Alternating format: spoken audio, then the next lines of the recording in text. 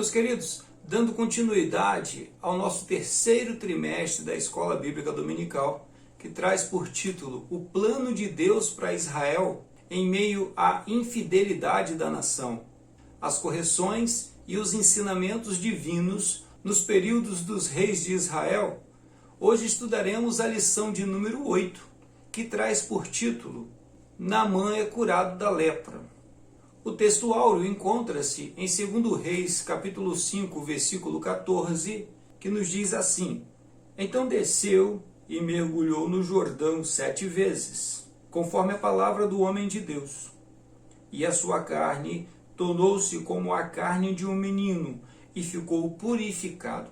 A verdade prática nos diz que Deus não opera milagres necessariamente segundo nossas expectativas. Ele faz da forma e no momento que lhe apraz. A leitura bíblica em classe encontra-se no 5º capítulo de 2 Reis. O objetivo geral é revelar que Deus deseja salvar e curar a todos, e a nossa introdução nos diz assim: a cura da lepra de Naamã nos revela que os métodos de Deus nem sempre são fáceis de compreender. Naamã, o comandante do exército da Síria, precisou exercitar sua obediência e fé ao mergulhar no Rio Jordão, pois tal ato era demasiadamente humilhante para um homem de sua posição. Porém, ao deixar de lado o orgulho e cumprir a rigor o que Eliseu lhe dissera, Naamã alcançou a sua cura. E de fato, irmãos, é bastante complicado, principalmente para nós homens, abrir mão do orgulho, abrir mão da posição, humilhar-se. Para fazer isso precisa ter humildade. A humildade é que vai nos capacitar a de fato valorizarmos aquilo que é importante e não estarmos apegados em cargos, em posições, em famas, em poder. Existem coisas mais importantes que o poder. Existem coisas mais importantes do que a posição social, do que a posição ministerial. A nossa vida tem urgências e necessidades que quase nunca o orgulho vai conseguir satisfazer. O Evangelho de Jesus vai nos ajudar a compreender isso. Porque o Evangelho do Senhor Jesus mostra para nós a necessidade que nós temos de ser útil aos outros. A necessidade que há de estarmos apoiando, de estarmos auxiliando a vida dos outros. O orgulho não permite isso acontecer. O orgulho sempre vai nos levar para o egoísmo. O orgulho sempre vai nos conduzir a atender exclusivamente os nossos interesses. E é o que acontece com Naamã. O texto não é muito claro, ele não dá muitos detalhes como as coisas acontecem, como essa história se desenrola, mas com as poucas informações nós conseguimos juntar o quebra-cabeça. E após a informação que é dada à sua esposa pela sua serva, é que Naamã toma a atitude de procurar em outras terras, de procurar em um outro lugar, de procurar em um lugar onde ele ainda não conhecia, de procurar quem ele não conhecia, para então obter a sua cura, para então ser limpo, para então se tornar alguém completo. O orgulho nos limita. O orgulho nos impede de ver além dos nossos próprios interesses. O orgulho nos impede de olhar não apenas para as nossas conquistas profissionais ou ministeriais, mas também para olhar para a nossa família, para olharmos para as pessoas que estão à nossa volta. Naamã, alguém extremamente poderoso.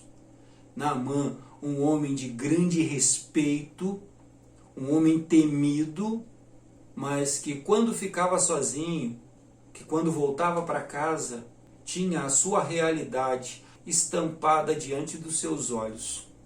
Toda vez que ele olhava para si, ele percebia que por mais que ele conquistasse, por mais que ele crescesse no seu poder, na sua influência, isso não lhe tornava alguém diferente.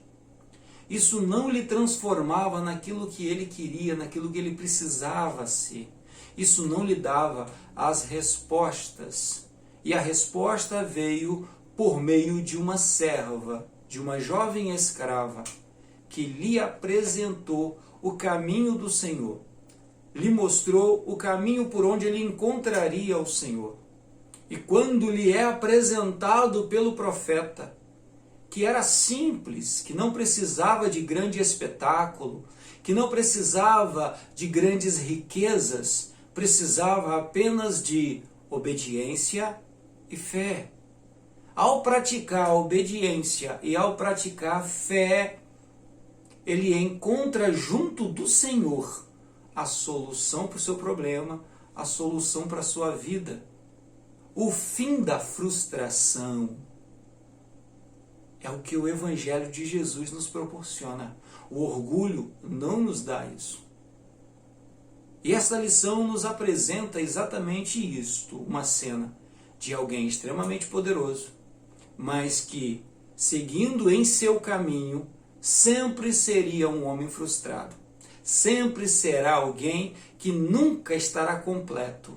Mas quando decide pelo Senhor, ele de fato se completa, ele de fato se realiza e fica satisfeito. Porque o Senhor é tudo aquilo que nós precisamos de fato. O primeiro tópico, que tem por título Naamã, chefe do exército da Síria, no primeiro ponto, Naamã, comandante honrado, o texto nos diz assim: Naamã era um ministro do alto escalão do governo da Síria. Era um comandante admirado e respeitado por todos, devido suas muitas vitórias em batalha. Mas era leproso, e essa doença afetava a sua integridade e o deixava vulnerável. Imagina o quanto era difícil, o quanto era desafiador para alguém como Naamã sentir-se vulnerável, sentir-se impotente. Como já disse, alguém de muitas conquistas, alguém que ocupava o alto escalão do governo e ainda assim extremamente afetado por uma enfermidade que o limitava e que o tornava vulnerável diante dos comentários, diante das fofocas. E com isso, irmãos, toda a vida da pessoa é afetada, inclusive a sua vida familiar, inclusive a sua vida afetiva.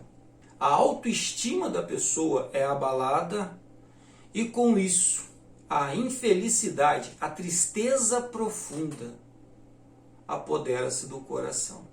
Ele poderia conquistar todo o Oriente, ele poderia conquistar todo o mundo. Era um comandante de exército, era o general dos exércitos da Síria. Ele poderia conquistar todo o mundo e isso não lhe daria satisfação.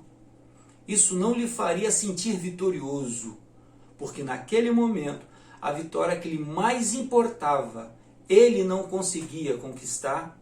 Aqueles que ele conhecia não o podiam ajudar. A própria família não tinha como socorrê-lo nessa hora. Todo o dinheiro, toda a fama, todo o poder que ele conquistou não lhe ajudava em nada nessa situação e isso o entristecia. Isso mostrava para ele que, com todo esse poder, ele era só um homem que estava padecendo com uma enfermidade que não faz acepção de pessoas.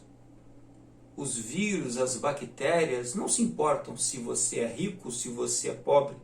Não se importa se você é grande, pequeno. Eles não se importam com isso. Eles só querem um corpo onde eles possam se multiplicar. E ele sente-se na semelhança de todos aqueles que ele poderia desprezar.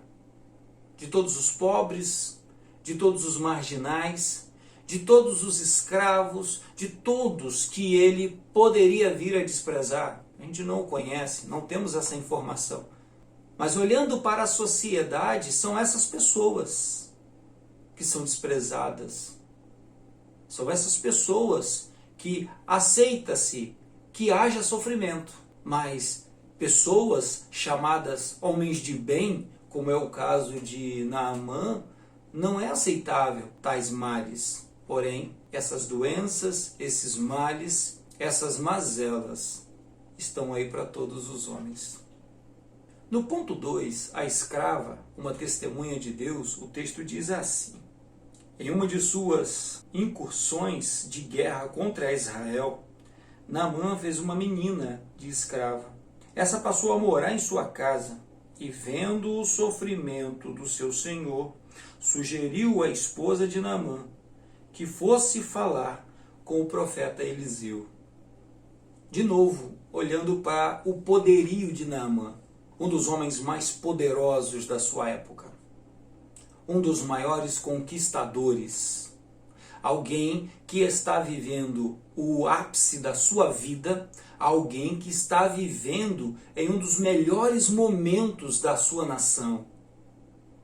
Porém, quando voltava para casa, porém, quando ficava no seu particular, quando ficava junto com a sua família, a sua real situação era revelada. A sua real situação era demonstrada, era apresentada. Essa moça, chamada de escrava, chamada de serva, que era israelita, ela conhecera o general poderoso. Nas incursões de Naamã com seus exércitos sobre Israel, ela conheceu alguém que era extremamente poderoso, alguém que era extremamente capaz, que dominava seus inimigos, tanto que a leva cativa e a coloca como escrava em sua casa. Porém, ao conviver com a família, ao conviver dentro da particularidade da vida de Naamã, ao conhecê-lo no particular, ela percebe o que era visto por aqueles que eram próximo dele. Um homem frágil, um homem vulnerável, um homem acometido pela doença mais vil da época, que estava apodrecendo a sua carne. E ao ver isso, ela percebe que, além do grande general, havia um ser humano ali que carecia muito de conhecer o verdadeiro Deus. Carecia muito de saber de fato quem é o Senhor. Aquele que de verdade pode nos ajudar a ter uma vida completa, uma vida que seja altamente satisfatória, profissional, afetiva, emocional e principalmente espiritualmente. Alguém que completa a nossa vida em todos os âmbitos. O poderoso general não o conhecia. Quem conhecia? A simples serva, a simples escrava. Quem nos conhece de verdade, irmãos, são aqueles que estão dentro da nossa casa, são os nossos familiares. Eles de verdade sabem quem nós somos e é quem podem nos ajudar nessa hora. O texto continua. A escrava se tornou uma agente de Deus na casa de Naamã, ainda que na condição de serva. Não importa onde estejamos e nem as nossas condições. Sempre haverá uma oportunidade para falarmos de Deus às pessoas. E é exatamente isso que ela faz. Na primeira oportunidade, vendo aquela situação, vendo aquela fragilidade, vendo a necessidade, a grande oportunidade de apresentar o Senhor. Ah, se ele estivesse lá em Israel. Lá tem um profeta de Deus. Ou seja, Deus tem seu representante. Deus tem seus representantes. Ela não era profetisa, mas ela era a evangelista naquele lugar.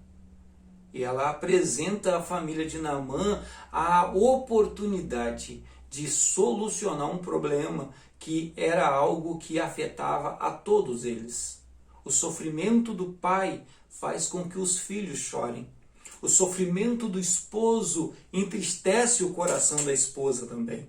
E assim toda a família sofre. E essa pequena serva lhes apresenta um caminho, lhes apresenta alguém que poderia resolver esse problema, lhes dá a solução. No terceiro ponto, a caravana de Naamã, o texto diz assim: o rei sírio preparou uma carta ao rei de Israel, recomendando a cura do seu comandante, bem como enviou presentes. O rei de Israel, ao saber do que se tratava a visita de Naamã, ficou atemorizado e rasgou as suas vestes, pois acreditava ser essa visita um pretexto do rei sírio para atacá-lo. E de fato, quando nós lemos a carta, quando é lida a carta para nós dentro do texto, o rei da Síria está pedindo, está mandando ao rei de Israel que curasse o seu comandante, que curasse o seu general. E quando ele compreende o teor da carta, ele fica assustado, ele fica atemorizado. Porque de fato ele não sabia o que fazer. Ele não sabia como resolver aquilo. Como ele próprio vai dizer, sou eu um Deus? Como que eu vou resolver esse problema? Como que eu posso curar alguém? E no versículo 8, o texto diz que o profeta Eliseu ficou sabendo da situação e mandou falar com o rei. Por que você rasgou a sua roupa? Deixa-o vir a mim, e saberás que há profeta em Israel. Esse saberás aqui, irmãos, não está assim, e ele saberá que há profeta em Israel. Ou, e eles saberão que há profeta em Israel. Está, e saberá que há profeta. Ele não está falando de Naamã. Naamã sabia que tinha um profeta em Israel. Quem não sabia que tinha um profeta em Israel era o rei de Israel. O rei de Israel que não levava em conta quem de fato estava em seu território. Então, quando o profeta diz isso e fala que e saberá, ele ficaria sabendo de fato que Deus tinha seu representante em Israel. Que este milagre, que esta cura seria feita para a honra e glória do nome do Senhor, não por causa dele. E Eliseu fala, você não pode resolver, mas manda para mim, manda cá, manda ele vir aqui. E imediatamente Naamã vai ao encontro de Eliseu. Agora, o importante dessa cena, o importante dessa situação, é que de fato as pessoas sejam conduzidas ao local certo. De fato as pessoas sejam levadas e apresentadas àqueles que são os verdadeiros representantes do Senhor. Nem todos os que dizem Senhor, Senhor, servem ao Senhor. Ou seja, nem todos aqueles que têm nome de servo de Deus, infelizmente, nem todos aqueles que têm título de pastor, ou de presbítero, ou de evangelista, ou de diácono, ou seja lá o título que tiver, que lembre a ideia do Evangelho de Cristo. Infelizmente, nem todos que têm título representam o Senhor. O rei de Israel não representava a Deus. Quem representava? Eliseu. E Eliseu não se omite, se apresenta e manda, deixa vir a mim, manda ele vir aqui e verás que há profeta em Israel. O segundo tópico tem como título o mergulho no Rio Jordão. O primeiro ponto, Eliseu não se impressionou com a pompa. No final, o texto diz assim: então, o comandante Naamã foi até a casa de Eliseu, porém, ele não o recebeu, mas mandou um mensageiro com as instruções do que ele haveria de fazer para ser curado. Totalmente diferente, né, de muitos religiosos que nós conhecemos hoje. Nós que crescemos nesse mundo pentecostal, nós vimos muita coisa estranha acontecerem e muitos comportamentos reprováveis. Entre eles, essa subserviência, essa forma de se rebaixar àqueles que são considerados poderosos, a sempre se sentir inferior àqueles que são chamados de doutores, àqueles que se sabe que são empresários ou que são políticos de renome, são políticos poderosos. E aí, infelizmente, muitos pastores, muitos pregadores, muitas pessoas que são usadas por Deus, se comportam de uma forma completamente equivocada, completamente errada diante dessas pessoas. Quando eles chegaram à porta de Eliseu, Eliseu nem lá foi recebê-los. Isso não é para ser mal educado, nem é para ser arrogante. Não é essa a questão. Mas era simplesmente para mostrar para aquelas pessoas que o Deus de Israel, e logicamente o nosso Deus, é completamente diferente de todos os outros que se chamam deuses. A forma como eles se relacionam com seus deuses, as barganhas, as oferendas, os presentes, isso aí é problema da religião deles.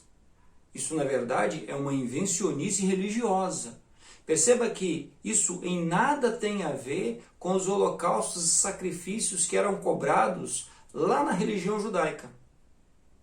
As ofertas, os presentes que ele leva, não pode ser comparado com o dízimo que é cobrado aos israelitas, que deveria ser entregue para sustento da tribo dos levitas. Não pode se comparar essas coisas. O comportamento de Naamã aqui era o comportamento de querer comprar o favor de Deus. É a ideia que a idolatria nos ensina que nós não precisamos nos relacionar com o objeto da nossa adoração. Só basta comprar, só basta pagar. E uma vez pago, eu não preciso me relacionar com ele. Pagando, eu não preciso da sua companhia ou seguir a sua orientação em tudo. Assim que eu pagar, automaticamente ele vai me entregar aquilo que eu comprei. E no caso de Naamã, era comprar a sua cura.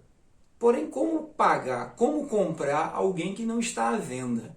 E não era Eliseu que não está à venda. Quem não está à venda é o Senhor. E foi esta a lição que Eliseu queria passar para Naamã, que era agora completamente diferente. Ele estava procurando alguém que é real. Ele estava procurando alguém que age de uma forma completamente diferente de tudo aquilo que ele conhecia. Sendo assim, a sua forma de agir, a sua forma de falar também é diferente. No segundo ponto, a decepção e a cura de Naamã, o texto diz assim: o comandante sírio esperava que o profeta o recebesse com honras e que lhe tocasse com as mãos, mas a ordem foi de mergulhar 7 vezes no Rio Jordão. A decepção de Naamã foi evidente. Naamã relacionou-se a vida inteira com seus deuses e aprendeu com eles, ou com as religiões, com os religiosos do seu país, esta forma de se relacionar. A forma de ofertar presentes, a forma de entregar patrimônios, de entregar grandes bens. E quando Eliseu o recebe dessa forma, e não lhe dá aquilo que ele achava que deveria ser a sua importância, não o recebe com pompas e o trata como qualquer outro ser humano, ele se ofende com isso, porque ele queria ser recebido segundo a sua patente, segundo a sua importância. Era um ministro de um outro estado que estava ali na presença do profeta. Era um grande general, um grande conquistador de nações que estava parado em sua porta. Como assim ele não iria receber? Como assim ele não iria tratá-lo com tamanho respeito? E isso o ofendeu, ele sentiu-se ofendido. Ele não entendeu de imediato a mensagem que o profeta lhe queria passar. E é aqui que o seu orgulho é quebrado, porque mais forte que sua posição era a sua necessidade. Mais forte que o seu poder era o sofrimento que estava sendo imprimido na sua vida particular. Era o sofrimento que estava sendo imposto à sua família, à sua vida pessoal. E por conta disso, que bom que ele estava bem assessoriado, tinham pessoas à sua volta que tinham liberdade para se aproximar dele e falar a verdade, que não era alguém que buscava ser bajulado. Ele não queria que o profeta o bajulasse, Ele queria que o profeta o cercasse com toda a honraria que era comum naquela época. Mas então um dos seus amigos, um dos seus servos, um dos que eram próximo dele, chega para ele: se o profeta tivesse te pedido para fazer qualquer outra coisa, você não faria? Então são só 7 mergulhos ali naquele rio. Você pode fazer o que o profeta está falando. E se for como ele disse e como todos até agora testemunharam, você vai ser curado, vai resolver o seu problema. E quando ele desce as águas, as 7 vezes, na sétima, na última vez, sobe de lá a sua pele limpa, nova, completamente restaurada. O Senhor restaura por completo. O Senhor lhe devolve por completo a sua saúde. E ele de fato percebe que o Deus de Israel era verdade. Que o Deus que o profeta representava era o verdadeiro Deus. E ele próprio diz isso: eu não servirei mais a Deus nenhum, somente ao Deus de Israel. Só diante dele que eu vou me encurvar. Só a ele que eu vou servir. Isso, irmãos, chama-se gratidão. A humildade é que nos ajuda a entrar neste caminho. No caminho da gratidão. Porque não há como pagar por isso. O preço que ele achou que ele poderia pagar não era suficiente. Mas o Senhor restaurou a sua saúde por completo, sem lhe cobrar coisa alguma, sem lhe mandar coisa alguma, sem determinar para a vida dele coisa alguma. Simplesmente foi entregue diretamente por Deus, sem que o profeta estivesse presente. Ou seja, era ele e Deus, era o particular da vida dele e Deus, e ele foi completamente restaurado. Ele entendeu a mensagem que o profeta queria passar. Os outros que se chamam deuses poderiam e podem ter os seus comportamentos, as suas exigências, mas com o Senhor Jeová, hoje, com o Senhor Jesus, é completamente diferente. Com ele, antes de qualquer outra coisa, requer que inicie-se um relacionamento. Precisamos da sua companhia, precisamos estar em sua companhia, ouvindo os seus ensinamentos e aprendendo dele. E é sobre isso que Naamã decide.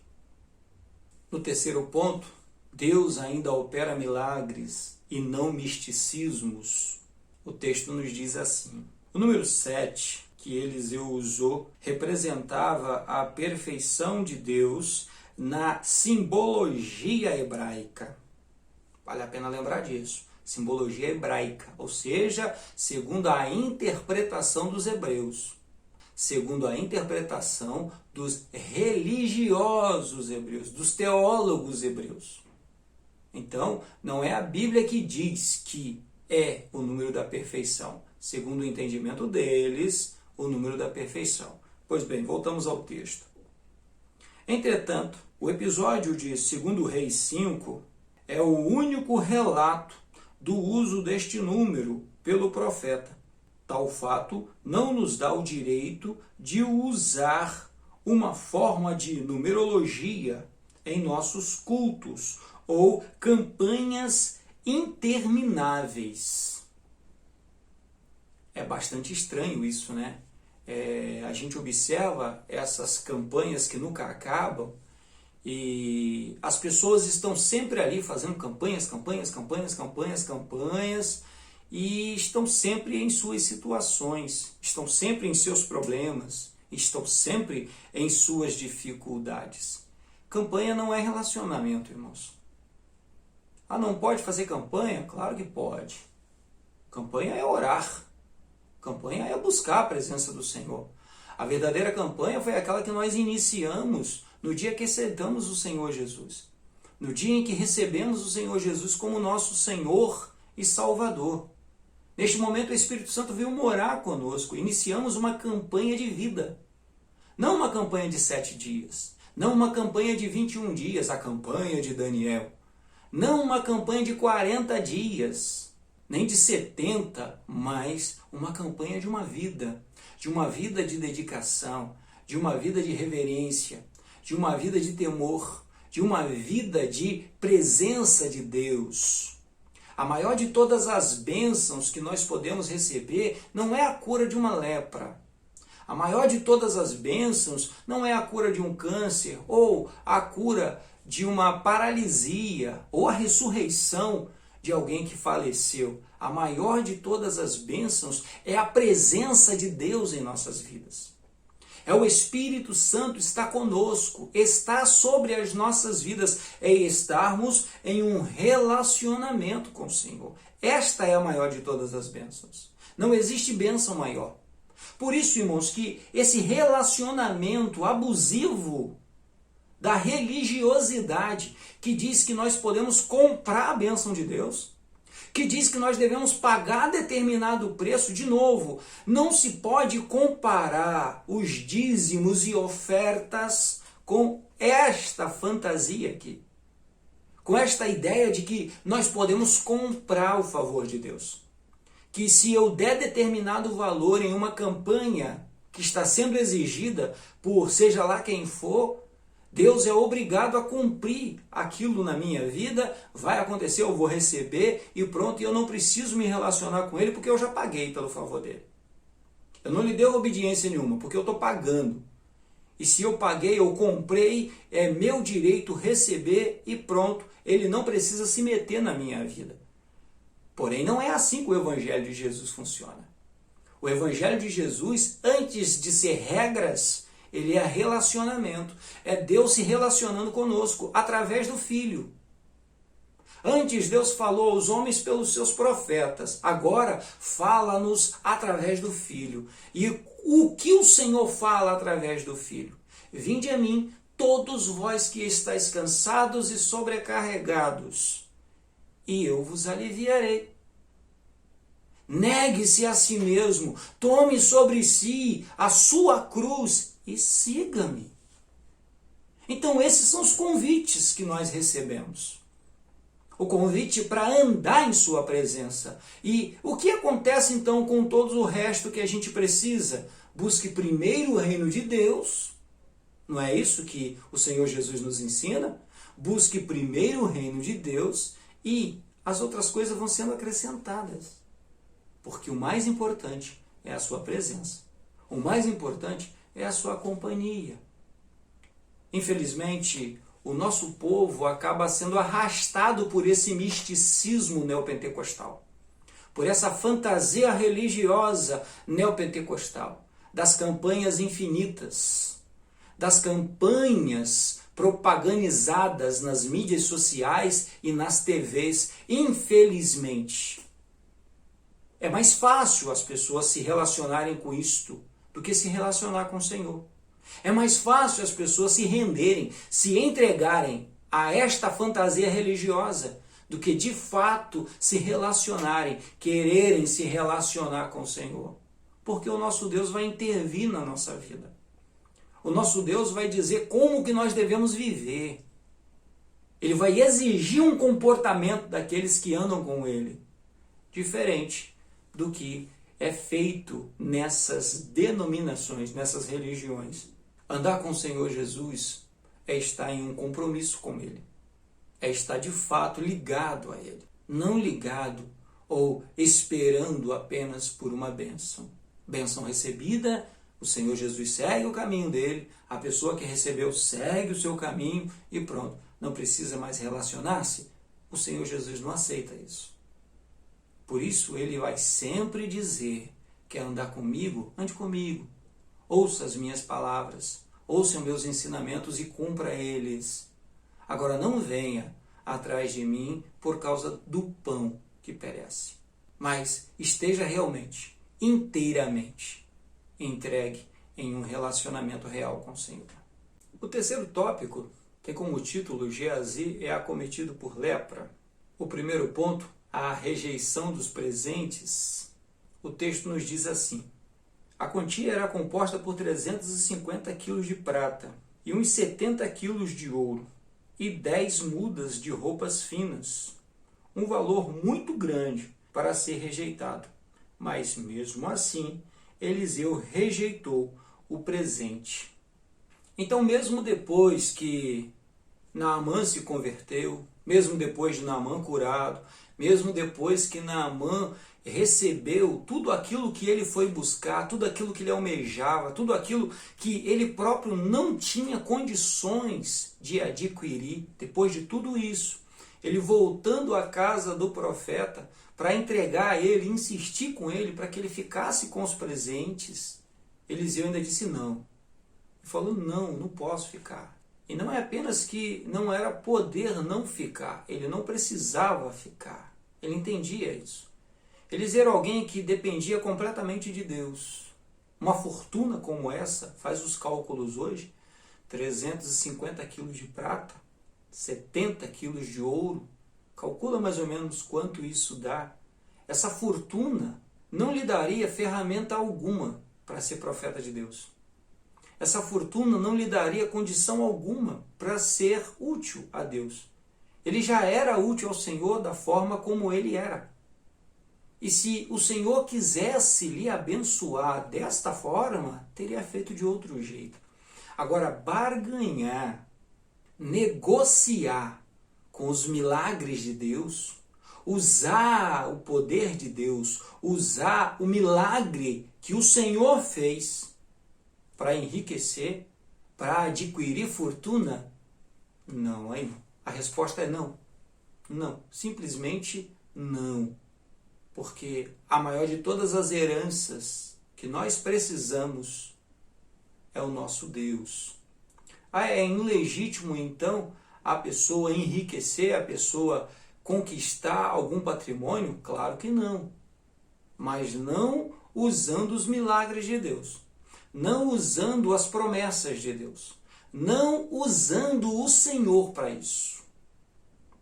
Deus não é plataforma para ninguém se lançar. Deus não é cabo eleitoral. Deus não é agente de artistas. Deus é Deus, Senhor de todas as coisas. A Ele toda a honra, toda a glória, todo o louvor. A Ele nós devemos temer, adorar e louvar o seu nome. Jamais querer usá-lo como se fosse um palco, como se fosse uma plataforma para que nós ficássemos visíveis ou para que possamos ficar visíveis para sermos aplaudidos pelos homens. Nós trabalhamos para o Senhor e tudo que deve ser feito para a sua glória e para a sua honra, não para o nosso benefício, mas para benefício da sua obra. No segundo ponto, homens de Deus não se deixam vender. O texto nos diz que tanto Elias quanto Eliseu eram honestos consigo mesmos e com Deus. Ser honesto é saber de fato quem você é, qual é o seu trabalho, qual é a sua finalidade, para que você foi chamado, o que o Senhor quer com a sua vida, por que Deus te chamou para fazer essa obra. Qual a razão de você estar diante da obra de Deus? Qual a razão de você representar o Senhor? Você é um representante de Deus? Você de fato é um representante do Altíssimo? Então qual é a sua finalidade? Qual é o seu papel? O que o Senhor quer que você faça aos homens? Porque Deus não te levantou para ser mais um religioso. Deus não te levantou para ser famoso. Deus não te levantou para ser poderoso. Deus te levantou para ser útil. Útil à sua igreja. Útil àqueles que necessitam de Deus. Deus te levantou para fazer a obra dele. Não foi para te tornar rico, não foi para te tornar famoso, não foi para te tornar conhecido. Mas Eliseu era conhecido, tanto que Naamã ficou sabendo dele, foi vê-lo. Mas quem fez isso foi Deus, através de uma escrava. Não foi por causa dos milagres que Deus fez através da vida de Eliseu, mas foi pela simples informação de uma moça, de uma jovem escrava, para que o nome do Senhor fosse glorificado, não para que Eliseu fosse aplaudido. O problema é que boa parte das pessoas não sabe para que foram chamadas. Qual o objetivo que Deus quer com elas?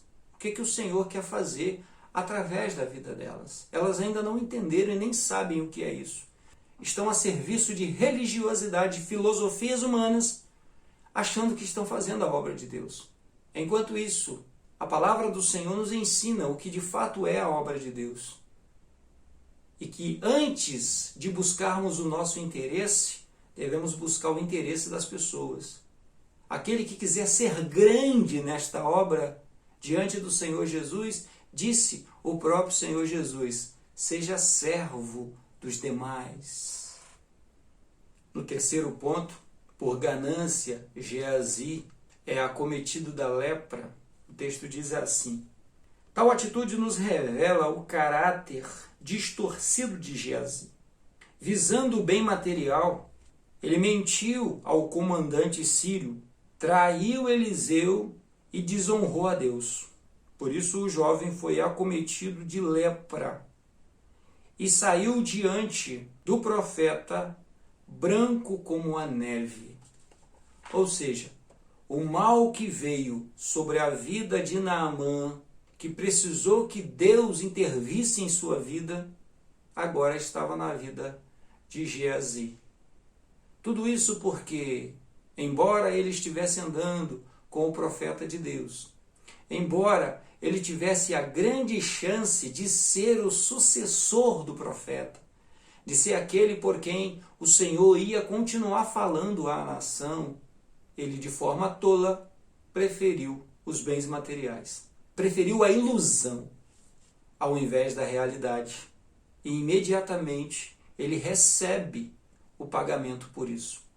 O profeta não lhe manda devolver os presentes, mas junto com os presentes ele levou também a lepra. Esta é uma grande lição, irmãos. Este é um grande ensinamento. O contexto deste milagre, onde Naamã é abençoado, onde o nome do Senhor é glorificado, nos mostra o quanto é sério esta obra e que de fato esta obra é feita para as pessoas. O Senhor se revelando às vidas, àqueles que não o conhecem, àqueles que não sabem quem Ele é, àqueles que ainda não o entendem. E o Senhor se apresenta a eles, e o Senhor lhes mostra que Ele é Senhor sobre todas as coisas, e que só existe um que pode nos ajudar e que pode nos socorrer em nossas aflições e em nossos problemas e em nossas mazelas. Só o Senhor pode nos acompanhar, só o Senhor pode nos fortalecer, só o Senhor pode nos completar. Então, em nome do Senhor Jesus, seja completo na presença de Deus. Que o Espírito Santo te enriqueça de bênçãos. Que o Espírito Santo te coroe com a sua presença. Que o nome do Senhor seja glorificado sobre a sua vida. E assim, irmãos, possamos de fato servir ao Senhor.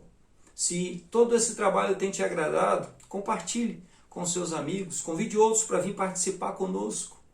Deixe seu like, seu comentário e sempre vamos juntos fazer a obra de Deus. Amém? Deus os abençoe. Fiquem todos em paz.